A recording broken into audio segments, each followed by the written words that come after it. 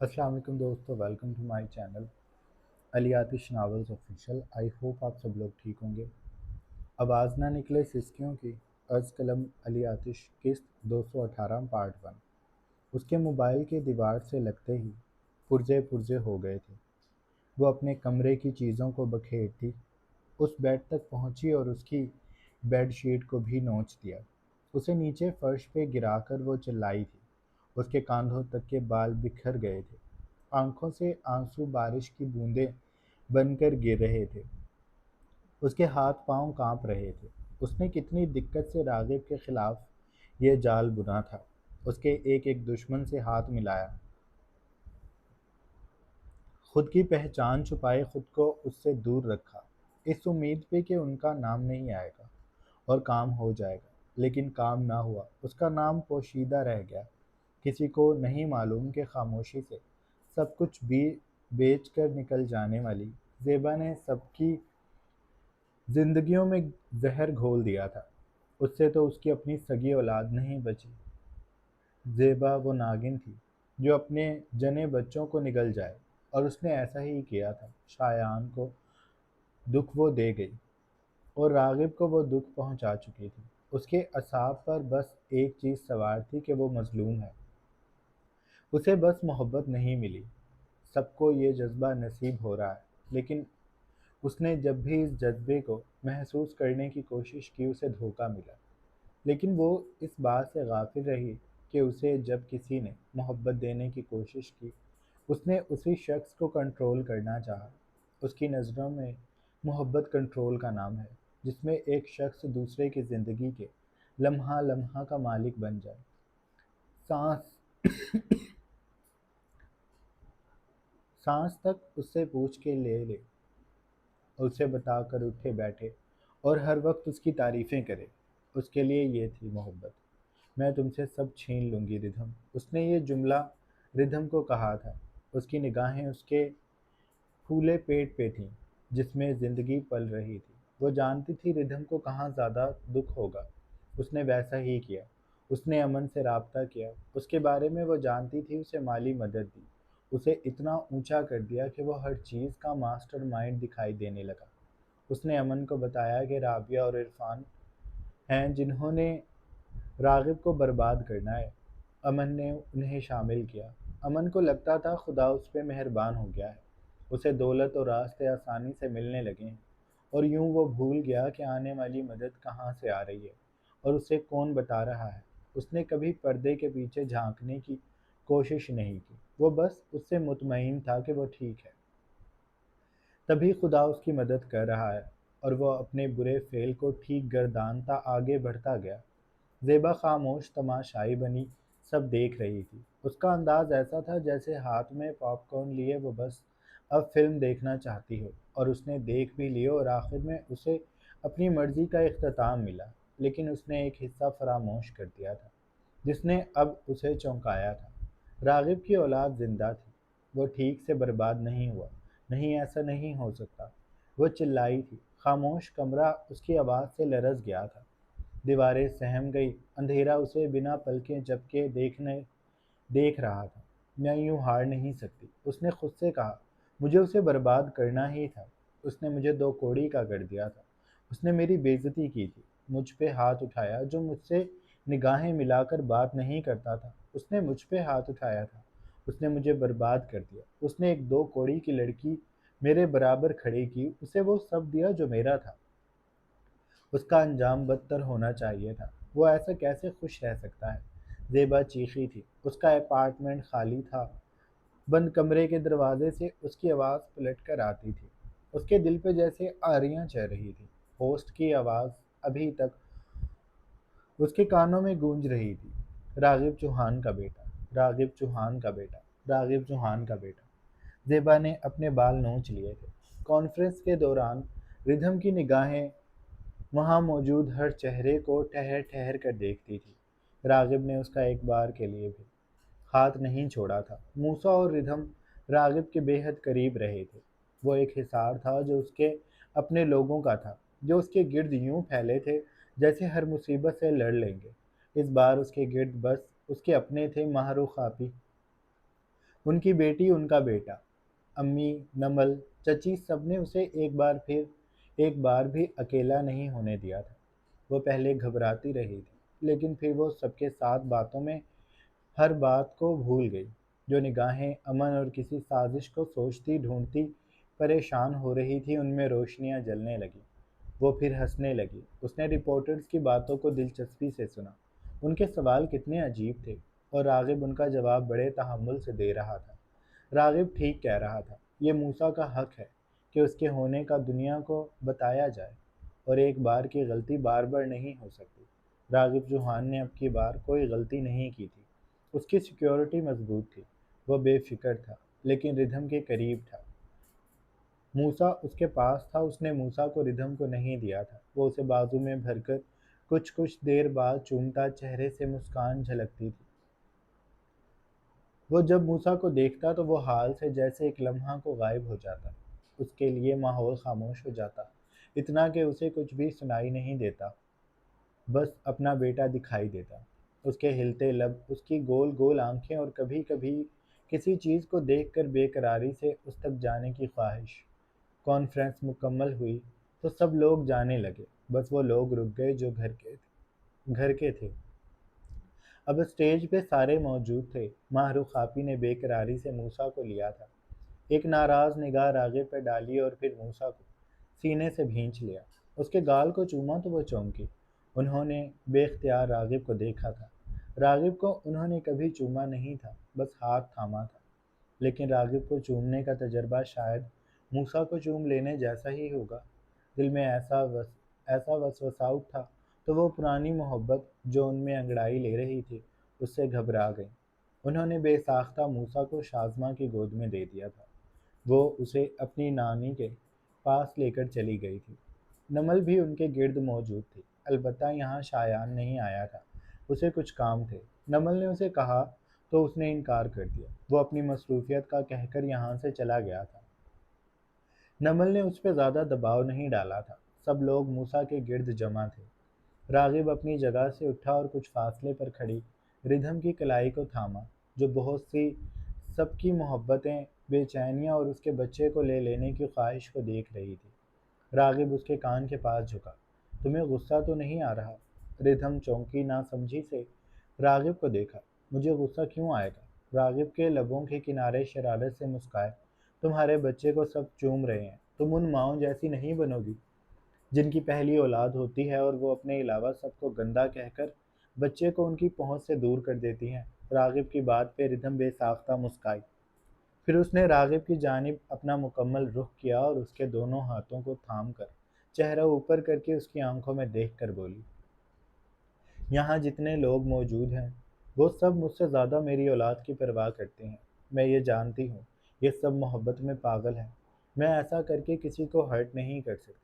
मुझे मूसा प्यारा है, लेकिन इस सब की मोहब्बत के आगे मैं कुछ भी नहीं हूँ। मैं माँ हूँ, तो इसका मतलब ये तो नहीं कि सब मुझसे ज़्यादा मेरे बच्चे को कोई चाह ही नहीं सकता। ये सब लोग मुझसे ज़्यादा मोहब्बत के मूसा के हैं। कल को मुझे कुछ हो गया तो मूसा के पास बहुत सारी माएँ होंगी जो उस पे जान लुटाएंगी। रागिब ने उसके आखिरी जुमले पे उसे नाराज़ी से देखा। सारी बातें समझदारी से करने के बाद यह आखिरी बात मुझे पसंद नहीं आई। रिधम ने उसके हाथों को छोड़ा और उसकी टाई को दुरुस्त किया। आप सच कह रहे हैं।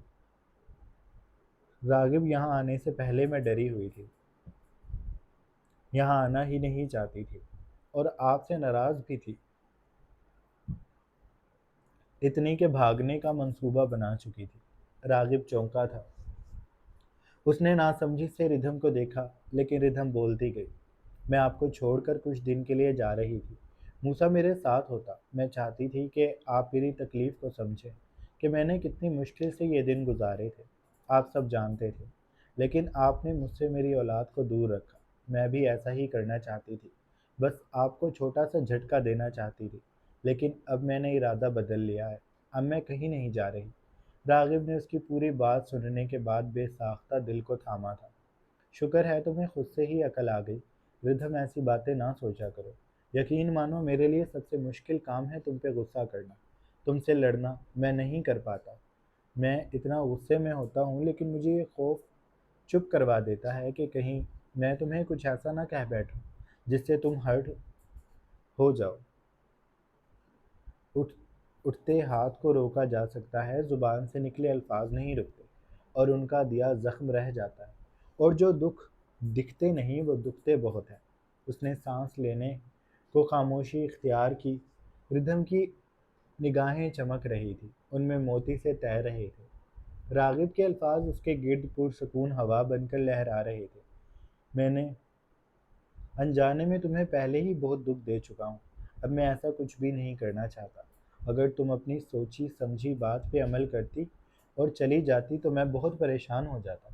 उसने अपने भारी हाथ रिधम के गालों पर रखे और उसकी आंखों में भरते मोतियों को देख रहा था। एक लम्हे के लिए वो दोनों माहौल से कट गए थे। वो बस एक दूसरे में खो गए थे। तभी नमल की नज़र उन पे पड़ी और वो उन दोनों के दरमियान बढ़ती संगीनी को देखकर बेचैन हुई। तो उसने आप ही माहरूफ को कोहनी मारी। मुझे लग रहा है अगले लम्हे ये हम सबको शर्मिंदा कर देंगे। क्या ये दोनों फ्रेंच किस करने वाले हैं? आप ही माहरूफ ने थूक निकला। हालात तो यही बता रहे हैं। जिस तरह गालों पे हाथ रखे खड़ा है और झुकता जा रहा है। वो बेचैनी से बोली, मेरी तो कवारी बच्ची भी यही है। उन्हें शाज़मा की फ़िक्र हुई, जो उन कामों में वैसे ही पेश पेश रहती थी। रोमांस की दीवानी और घर के हसीन मर्दों को तो रोमांस करते देखना उसका अजीब सा शौक था कि ये अपनी बीवी की परवाह कैसे करते होंगे। उसका ये सवाल अक्सर माहरूफ को तपा दिया करता था। वो खुद कभी जवानी में ऐसी थी, लेकिन अब अपनी बेटी के मुंह से ऐसी बातें सुनकर दहल जाती थी। इसीलिए अभी भी फिक्रमंदी से उन्हें देख रही थी। तो हमें क्या करना चाहिए? नमल ने पूछा। इन्हें रोकना होगा। कहते हैं कि कहीं बाहर जाकर रोमांस झाड़ लें, माहौल को हॉलीवुड ना बनाएं।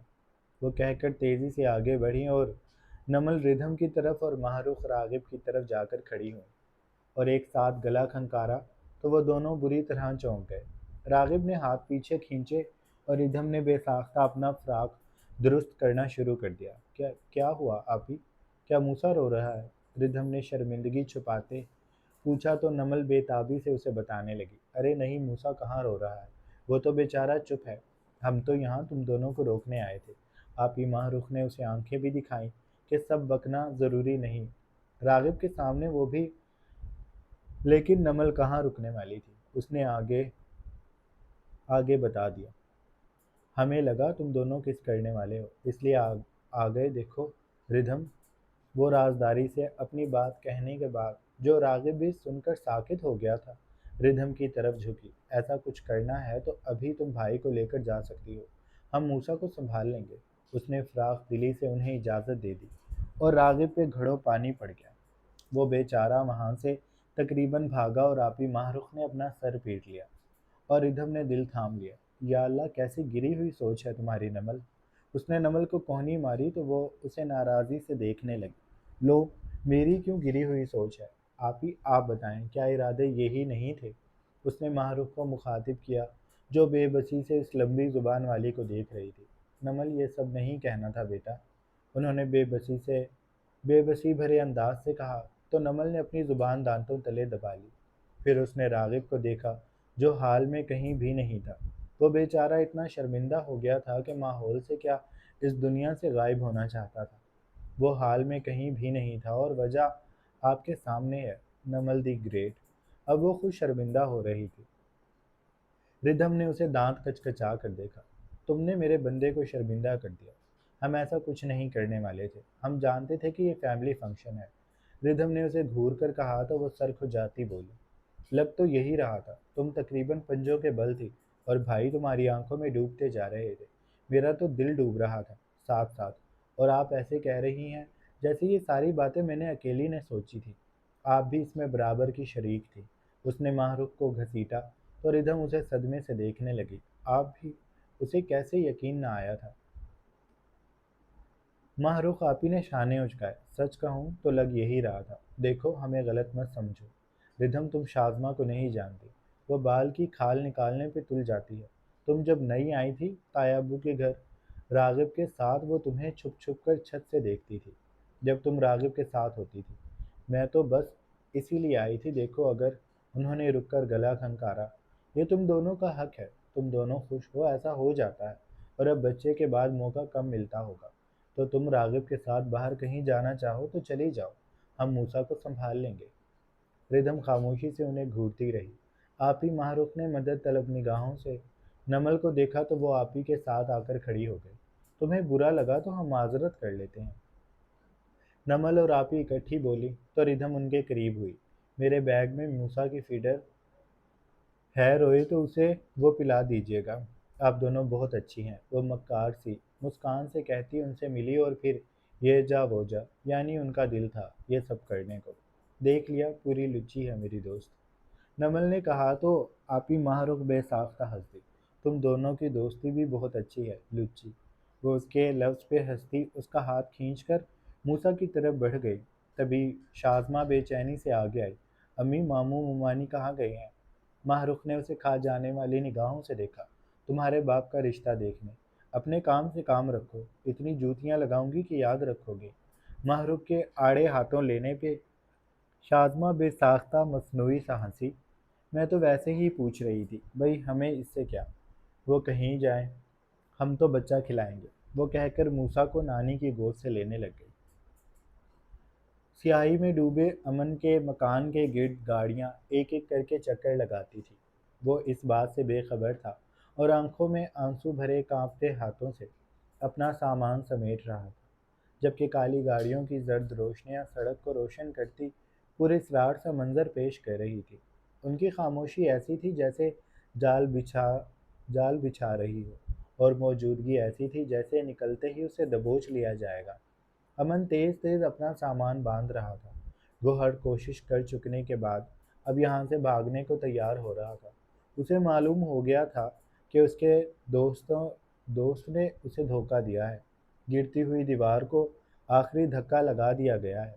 اس کی امی صدمے سے گنگ تھیں اور بہنیں ایک بار پھر ایک ایسے کھیل کو خاموشی سے دیکھ رہی تھی جس میں انہیں شامل تو کیا گیا تھا، لیکن کھیل کے اصول نہیں بتائے گئے تھے اور نہ جیت ہار کا تمغہ ملنا تھا۔ وہ بس وہاں موجود تھی، سب ہو رہا تھا، کوئی رو رہا تھا، کوئی کانپ رہا تھا۔ گھر میں ماتم سا برپا ہوتا گیا، دیواریں تنگ ہو رہی تھی، اندھیرا بڑھ رہا تھا۔ امن کا کمرہ لاک تھا۔ جب وہ کھلا تو اس کے کاندھوں پہ چھوٹا سا بیگ تھا۔ گھر میں اب اتنا کیش بھی نہیں تھا کہ وہ زیادہ دور سفر کر سکے یا کہیں چھپ کر رہ لے، اور دوستوں پہ اعتبار کا تو سوال ہی پیدا نہیں ہوتا تھا۔ وہ اب اپنے دم پہ سب کر لے گا، لیکن اس کا دم اس وقت نکلے گا جب وہ باہر نکل کر اپنے گھر کے گرد چکراتی گاڑیوں کو دیکھے گا۔ وہ امی کے پاس گیا۔ امی نے ڈبڈبائی آنکھوں سے اس کے سر کو اپنے ہاتھوں کے نیچے لیا اور پھر وہ دونوں ماں بیٹے ایسے لپٹ کر روئے جیسے امن کی بارات دروازے پہ ہو، اور سچ میں بارات دروازے پہ ہی تھی۔ وہ بغیر کچھ کہے پھر راہداری کی جانب بڑھ گیا، داخلی دروازہ عبور کیا، بائک پہ بیٹھا اور کک لگا لی۔ دروازہ کھلا تھا۔ وہ باہر سڑک پہ آیا تو اس کی موٹر سائیکل کے آتے ہی گاڑیاں جو سستی سے چکر کاٹ رہی تھی چوکنا ہوئی اور پھر ان کی موٹر سائیکل کو گھیر لیا۔ اس کی آنکھیں چندھیا گئی، وہ کچھ بھی نہ دیکھ سکا۔ زرد روشنیوں میں اس کی آنکھوں میں چبھن پیدا کر رہی تھی۔ تبھی اسے دروازہ کھلنے کی آواز آئی۔ گارڈز نکل چکے تھے۔ روشنیوں میں ایک ایک کا چہرہ واضح ہوا۔ امن کا حلق خشک پڑنے لگا۔ وہ سب اس کے گرد کھڑے تھے، پرسکون، سینے پہ ہاتھ باندھے، جیسے کہتے ہوں کہ جا کر دکھاؤ۔ امن میں بساط باقی نہ رہی۔ اس نے اپنا سر بائک کے ہینڈل سے ٹکا لیا تھا۔ وہ شدت سے رونے لگا تھا۔ تبھی ایک گارڈ آگے بڑھا۔ اس نے امن کو بے رحمی سے جھنجھوڑا اور اس کے سامنے فون کیا۔ امن نے کانپتے ہاتھوں بھیگے چہرے سے فون کان سے لگایا۔ دوسری جانب سے آواز ابھری اور امن پاتال میں جا گرا۔ Welcome to the club. وہ راغب جوہان تھا۔ وہ راغب ہی تھا، اس بچی کا باپ جسے امن نے مارا تھا، اس بچے کا باپ جس کی بہن کو امن نے چھین لیا تھا، اس لڑکی کا شوہر جس کو امن کے باپ نے اس کے بچپن سے جنسی ہراسگی کا نشانہ بنایا، اسے تکلیفیں پہنچائیں، اسے مارا پیٹا، اسے ایسے نوچا کہ اس کے جسم پہ نیل اور نشان بن گئے، پھر اس سے اس کی اولاد بھی چھین لی۔ وہ راغب جوہان تھا جسے امن یہ سمجھ رہا تھا ہرا دے گا، جسے امن ابھی تک لا علم سمجھ رہا تھا۔ وہ راغب جوہان سب جانتا تھا۔ تمہیں کیا لگا تم ایسے ہی چلے جاؤ گے مجھ سے بنا ملے؟ मैं तुम्हें जाने दे दूंगा। अमन, तुमने सोच भी कैसे लिया? वह पुरसकून मुस्कुराती आवाज़ से कह रहा था, लेकिन उसका लहजा इतना सर्द और बेमोहर था कि अमन की रीढ़ की हड्डी में सनसनी दौड़ गई। उसकी रगों का खून जमने लगा। तुम अपने घर में रहो बच्चे, तुम्हारा बाप तुमसे वहीं मिलने आएगा। इतना कहकर वो रुका, फिर उसने बदमज़गी से कहा, मैं अपने अल्फाज वापस लेता हूँ। मुझे तुम जैसी गंदी औलाद का बाप नहीं बनना। तुम घर रुकोगे, मैं तुमसे वहीं मिलूंगा। अब अच्छे बच्चों की तरह अंदर जाओ और अपनी माँ को बताओ कि रागिब चौहान सब जानता है और उसके आदमी बाहर हैं, और इस वक्त तुम लोग जिस प्रॉपर्टी में रह रहे हो वो रिधम रागिब चौहान की है। वो भी यहाँ आएगी। तुम लोगों ने उसे यहाँ से निकाला था, वो तुम्हें अब यहाँ से निकालेगी। तुम्हें यहाँ इसलिए रख रहा हूँ ताकि तुम मेरी बीवी का अरूज देख सको। उसने बात मुकम्मल की। गार्ड ने फ़ोन अपने कान से लगाया। इसे बाहर नहीं निकलने देना। इस पर कड़ी नज़र रखो। घर से खाने पीने की सारी अशिया उठा लो। इन्हें इतना ही खाना मिलना चाहिए जिससे ये सब जिंदा रह सके। बिजली काट दो और गैस पानी बंद कर दो। इन्हें हर चीज़ का मोहताज बना दो। ये घर उनका नहीं है और ना उनकी ज़िंदगियाँ उनकी हैं। इन पे मेरा हक है, मेरा मुकम्मल हक। ये मेरी मर्ज़ी के बगैर सांस भी ठीक से ना ले। और वो इतना कहकर रुका। जब वह दोबारा बोला तो उसका लहजा नरम सा था। अंदर दो बच्चियां हैं, हमारी उनसे दुश्मनी नहीं है। उन्हें मेरी बेटियां समझो। उन्हें इज्जत से गाड़ी में बिठाकर रिधम की अम्मी के नए घर छोड़ दो। वहाँ वो बाकी सब संभाल लेंगी। गार्ड ने ठीक है कहकर कॉल बंद कर दी थी। अमन की बहनें इस सब में बेकसूर थीं। उनका कसूर बस ये था कि वो अमन की बहन और अज़र की बेटियां थीं। इसके अलावा उनका कोई कसूर नहीं था। तो रागिब के कहर के ज़ुमरे में वो नहीं आती थी। उनके लिए रागिब ने कुछ बेहतर सोच रखा था। जारी है। सो जनाब, ये थी हमारी आज की एपिसोड। आई होप आप लोगों को अच्छी लगी होगी। अगर आपको किस्त अच्छी लगी है तो आप चैनल को लाजमी सब्सक्राइब कर लें, बेल आइकन के बटन को भी प्रेस कर लें और अपना ढेर सारा ख्याल रखें। बहुत जल्द एक नई किस्त के साथ हाजिर होंगे। अल्लाह हाफिज़।